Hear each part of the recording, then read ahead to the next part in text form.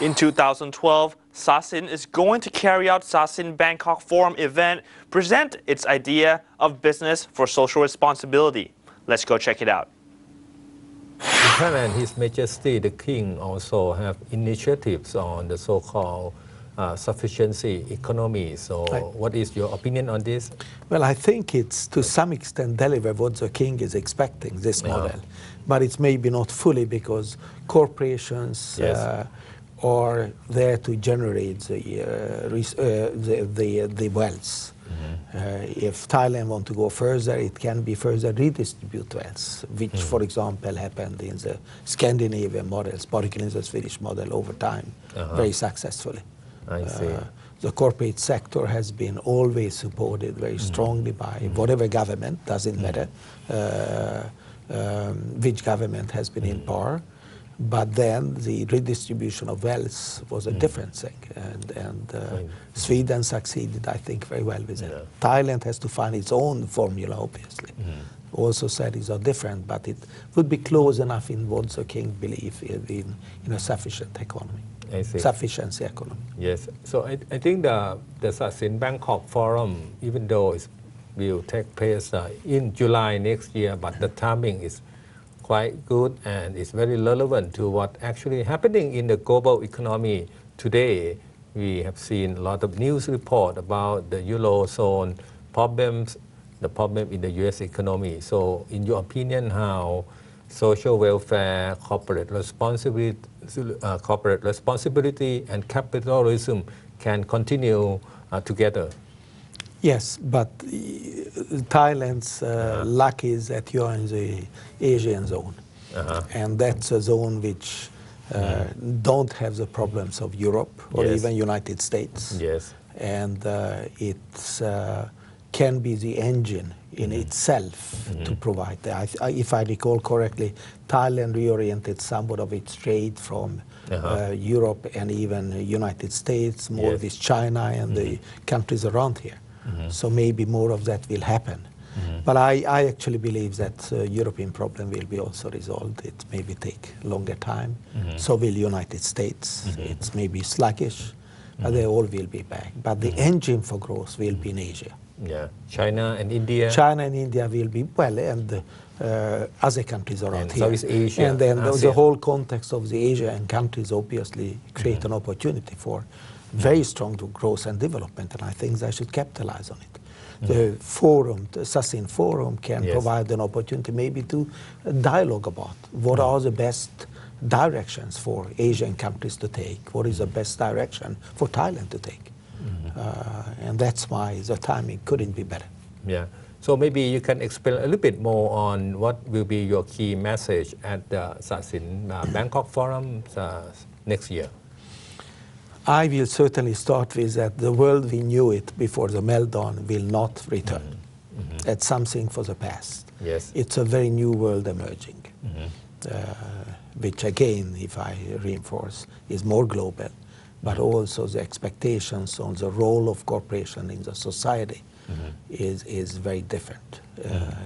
It's not only just to generate short-term profit, but deal with all stakeholders.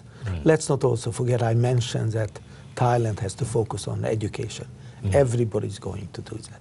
And everybody already done quite a lot in those areas. And with educated people across the world, it's no way that the narrow shareholder model can survive, because the various stakeholders group will be very vocal in terms of their expectations from corporations and society in general. So you're talking something like capital for the longer term, is that correct? Capitalist for the long term means that corporations have to self-adjust to this new environment with stakeholder orientation, medium to long-term focus, different corporate governance.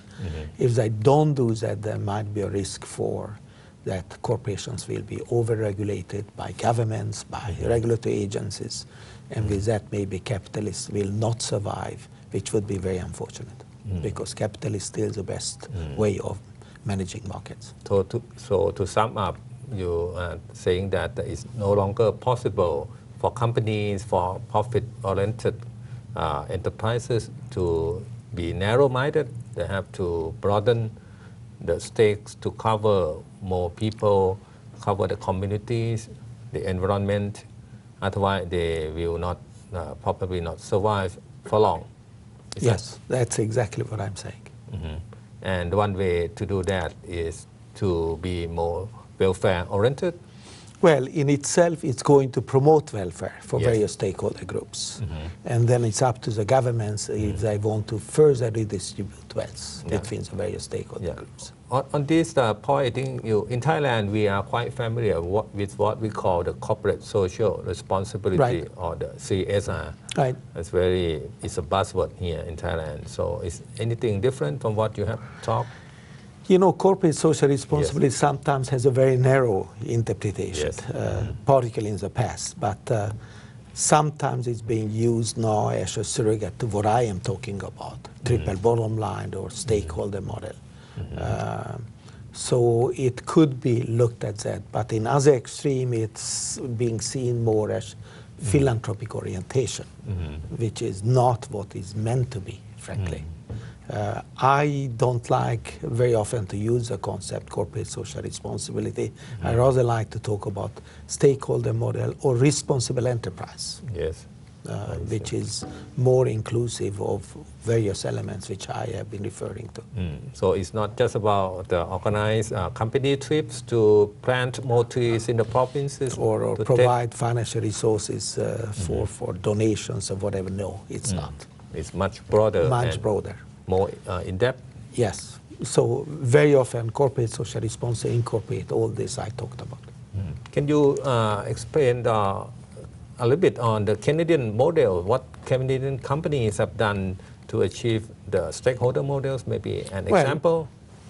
I think the best example is the financial services sector in Canada, which has survived very well the downturn, meltdown, and probably emerged as one of the best managed sectors anywhere in the world. It's two elements. I think that the corporate sector already worked with the stakeholder model in the financial services sector and medium to long term.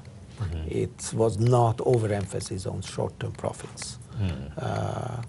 And also the regulatory framework for financial services has been more sophisticated than in most other part of the world.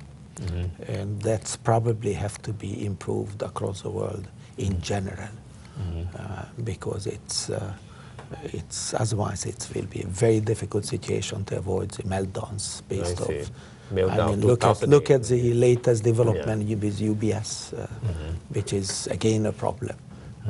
So the regulatory framework will go hand in hand with this corporate reorientation to medium to long term and stakeholder model. But it's being practiced, I think, in some parts of the world more successfully than in others.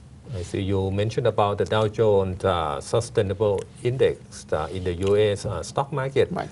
Do you think that in Thailand, the Stock Exchange of Thailand should consider to promote sustainable companies, corporate stocks, similar well, to the the Dow Jones Sustainable Index now indicating that those firms who deal with the triple bottom line now, and not only the short-term economic factors, but also social, political, and environmental issues in addition to economic ones. Triple one, not only economic, but social, political, and environmental issues. All three. That's why it's called triple bottom line. Yes. It has been demonstrated empirically that those companies, in fact, deliver a higher shareholder value in medium to long term also than corporations only focus on short-term profits for shareholders. It's just simply good management. And then in the longer term, it's also good thing for investor. Yes, but the investors have to be also maybe prevented from to heavily influence corporations' actions and decisions for short term. Because today a problem is obviously that many corporations react on quarterly performance. And it's... How to prevent that short-term, short-sightedness? Well, it's to some extent you can regulate it. To some extent, you can maybe only have shareholders who hold shares longer term. I think Holland already have legislation. You have to hold shares for 1 year at least to be able to vote, which can force, but also corporate governance have to change. So it's not as easy to make this thing happening. But the point maybe which could be said that in spite of the regulatory framework and governance models around the world, we have examples of corporations who are practicing triple bottom line successfully. So it's also a question of values and preferences. I see. So if you want to make it happen, you can, and you can be competitive. And I think that some corporations may be hiding behind, well, in this competitive environment, we cannot do that because then we are not competitive. Go and look at the Dow Jones Sustainability Index, which representing almost any sector you can talk about. Okay, so thank you, Dean Howard, for joining our program. Thank you very much. It's a pleasure being here. Follow Towards 2015. Open up to the ASEAN market every Wednesday and Thursday from 10:30 p.m. to 11 p.m. on ASEAN TV. And you can also follow us online via Facebook only on ASEAN TV.